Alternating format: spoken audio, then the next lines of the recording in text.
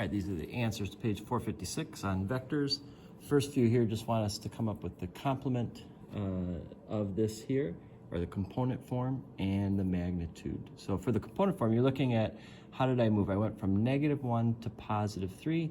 That means I went up 4. So if I slid this over and had it on 0, 0, this change would be a +4. And for the y part, we go from -1 to 5, that change is +6, all right? So that'd be the component form. As far as the magnitude, we're using Pythagorean theorem. So it's 4 squared plus 6 squared, and then take the square root. So it's the square root of 52, which is around 7.211, if you want to make it as a decimal. Right. So same thing here for our component. We're going from -4 up to 3. That's a change of +7. From -1 to -1, that's a change of nothing. So if you do Pythagorean theorem on that, our magnitude will still be 7. For this one, we go from 1 up to 9, so that's +8. From 11 down to 3, that's a -8. All right, so we take 8 squared plus 8 squared, that's 64 plus 64, that's 128. So the magnitude is the square root of 128, which is 11.314. And then for this one, we're going from 1 down to -8, so that's -9. We're going from 3 to -9, that's down 12. So that's our component form. And if we do Pythagorean theorem on that, our magnitude would be the square root of 225, which is 15 for that. For these then, they give us two vectors, u and v, and then they want us to do some operations. So for u plus v, it's as simple as just taking this plus this. 2 plus 1 would give us 3, and 1 plus 3 will give us 4. For u minus v, same thing. 2 minus 1 is 1. 1 minus 3 is -2. For this, we're going to go 2 times 2 minus 3 times 1. So this is 4 minus 3 will give us 1 for that part. And then the same thing here. 2 times 1 is 2. Minus 3 times 3 is 9. 2 minus 9 is -7. Right. For here, 2 plus 4 is 6. 3 plus 0 is 3. 2 minus 4 is -2. 3 minus 0 is 3. And then 2 times 2, 4. Minus 3 times 4, 12. 4 minus 12 is -8. 2 times 3 is 6. Minus 0 gives us 6 for that. For this, same idea, except now instead of giving it to us in the vector form, they give us to in this kind of unit component form. So this like I plus j, 1i plus 1j, really is the same as 1, 1. And this 2i minus 3j is like 2, -3. So we're going to kind of treat it the same way. As far as u plus v, we're going to go I plus 2i, that's 3i. Just like we do 1 plus 2 is 3. And then j minus 3j is a -2j. Oops, sorry, j there. U minus v, I minus 2i is a -I. J minus -3j is a +4j. Okay. And then 2 of these, so 2i minus 6i, because we'd be multiplying by 3. So 2i minus 6i would be a -4i. And 2j plus 9j would be a +11j. Here, -2 plus -1 is a -3. J plus 2j is a +3. -2 minus -1 is a -1, or -I. J minus 2j is a -j. And then 2 times this, so -4 minus -3, that would be -4 plus 3, so it's a -I. And then 2 of these minus 3 of these, so it'd be 2j minus 6j, that'd be a -4j. For number 4, we're talking about this, and instead of writing it in the form that we had up here, we're just going to write it in the I and j form. So no big deal. To get from 0 to 3, we go up 3, so that's going to be 3i. To go from -2 to 6, we go up 8, so plus 8j. Again, those unit forms are very similar to the other ones. Same thing here, I go from -1 to 2, that's up 3. From -5 to 3 is up 8. We're going to end up finding out that these two are exactly the same. They started and ended in different spots, but the resultant force and direction are all the same there. All right, we get here, and the same idea. We got the U and the W in this case. We're trying to come up with a different one. So for 47, we're doing 3/2 of U. So if I take 2 times 3/2, I get 3. If I do 3/2 times just that, I get 3/2. So I'm just multiplying both of those by 3/2. For this one, I'm going to go this plus 2 of these. So 2i plus 2i is 4i. Sorry, should be an I. And then negative j plus 4j, 2 of these, would be a positive 3j. And then here we're going to do the opposite of u plus w, so negative 2i plus I is a negative I. And then j plus 2j is a positive 3j. For 55, they give us this, and they want to know the magnitude and the angle. So as far as the magnitude goes, we're going 6 squared plus -6 squared. That's 72, and we're going to take the square root of that. So the square root of 72 is 8.485. Well, 485. If we round it to 3 decimal places. And again, we're just using Pythagorean theorem on this right here.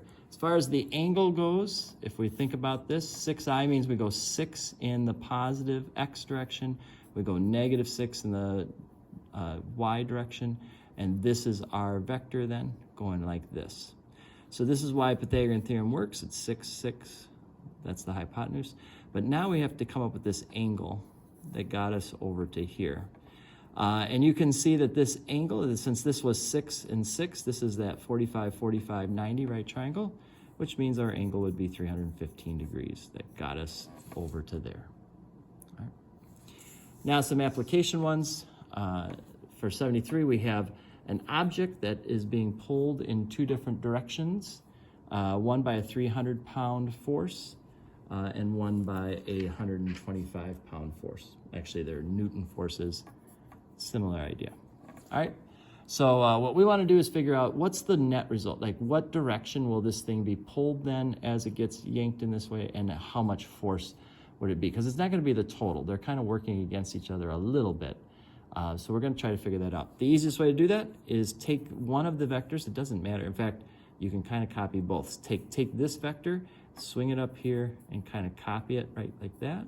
Or you can take this vector, swing it over here. What you do is you create a parallelogram.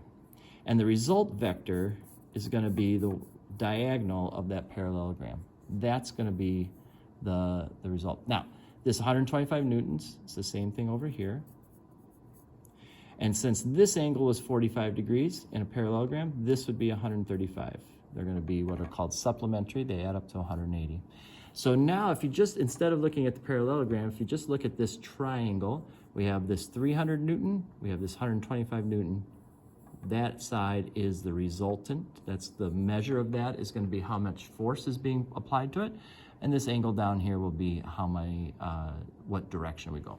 So let's start with the force. We're going to use law of cosines here. So we'll call this F squared for force. F squared is equal to 300 squared plus 125 squared minus 2 times 300 times 125 times the cosine of 135. All right. So let me make sure I'm in degree mode. And then we'll type this in. 300 squared plus 125 squared minus 2 times 300 times 125 times the cosine of 135 gives us a really big number. We're going to take the square root of that. And our force is 398.319 Newton. Okay? That is how much force is being acted on it between the two together. So you can see if you added those together, it'd be 425. We lose a little bit because of the angle that we're throwing in there, okay? Now, we want to figure out what that angle is. How far is this going? So to do that, we can use law of sines. So the sine of that angle there over its opposite side, which is 125, is equal to the sine of 135 over its opposite side, which we just found out was 398.319. Okay, so if I go 125 times the sine of 135 divided by 390, well, just that. I'm just going to pull that down. All right, so we've got that in our calculator, hit enter, we get that decimal. That's the sine of the angle. So if I go second sine of that, I don't know what just happened. So that's the sine of the angle. I'm going to go second sine of that answer. There we go. 12.821 degrees. All right, so this is heading off at an angle of 12.812 degrees at a force of 300, almost 400 Newton force. That's what the combination of this on that system is. And this is kind of a neat little application. Like this actually kind of makes real world. If you do this in life, this is what happens. This is how things kind of work. So same thing here. I can copy this 900 force on this. I think this is in newtons as well. Okay, copy this. All right, and the diagonal is what we're looking for. We want to know what that length is, and we want to know what direction, what degree it is. So since this is 30 and 45, that's 75 together. That means your opposite angle, your complementary angle is 105 degrees. All right, so we can go force squared equals 2,000 squared plus 900 squared minus 2 times 2,000 times 900 times the cosine of that angle. All right, so we'll take our calculator and kind of type that in. 2,000 squared plus 900 squared minus 2 times 2,000 times 900 times the cosine of, I'm sorry, it's not A, it's cosine of 105. All right, hit enter. And this is force squared, so take the square root of that. And there's our resultant force, 2,396.195 newtons. All right, so again, not the combination of them, because there's a little bit of them kind of fighting each other a little bit, so we don't just get, if they were lined up exactly in the same direction, then it would just be the sum of them, but that angle is what causes us to lose a little bit, right? So that's what we get for that. So now if I want the angle that this is heading off into, we'll use this top as the thing. So the sine of that angle over its opposite side, which is 900, is equal to the sine of 105 over its opposite side, which is what we just found, 2,396.195.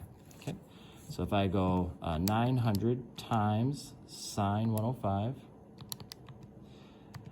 divided by this answer, enter. There's the sine of theta, so inverse sine of that number gives me theta as 21.272 degrees. So this was at 30 degrees, so it's not quite the split in the middle. It's going off at a little bit of an angle up, and that's because the 2,000 was more significant than the extra degrees here. So this system is going to move up at an angle of 21.27. That's this angle right here. So probably a better way of thinking of it is 728 degrees to the horizontal. That plus this 21.2 gives you the 30 there. Okay. Sorry if that's confusing, but the 30 degrees is like this part. This angle is this little piece in here. So that's the piece that's in the middle. All right, as far as this goes, horizontally and vertically, we want the components of this. If it heads off 70 feet per second at a 35-degree angle, we want to break this down into the two components, this part and this part. And that's easy enough. This part will be the cosine of that. This will be the sine. So in other words, we're going to go 70 times cosine 35 for the horizontal, and we'll go 70 times sine 35 for the vertical. So take the calculator and go 70 times sine 35. And that's our vertical component, 40.150 feet per second in the vertical direction, and then 70 times cosine of 35. We get 57.341 feet per second in the horizontal. So if you were just looking horizontally, you didn't look at the up and down, it would be traveling 57.341 feet per second this way, and it's traveling 40.150 feet per second vertically in that moment.